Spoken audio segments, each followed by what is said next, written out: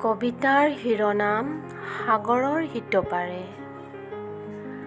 সাগৰখনত কোনেনো সানিলে ৰং, কিজানি সেই বহল আকাশনে নীলা ৰং ঢালি দিলে। সাগৰখন সৌন্দৰ্যময় কোনেনো কৰিলে, সেই মলায়া বতাহজাকে তৰংগৰ সৃষ্টি কৰি সৌন্দৰ্য বৰ্ধক কৰিলে। চৌদিশে কোনেনো ধুৱলি কুঁৱলী কৰিলে, কিজানি বালিমাহীয়ে মলায়া বতাহজাকৰ লগত মিশ্ৰণ হ'লে। কিনো আছে সাগৰৰ সিটোপাৰে, ৰৈ আছে চাগে বালিমাহীৰে ভৰা অক্লান্ত দ্বীপবোৰে।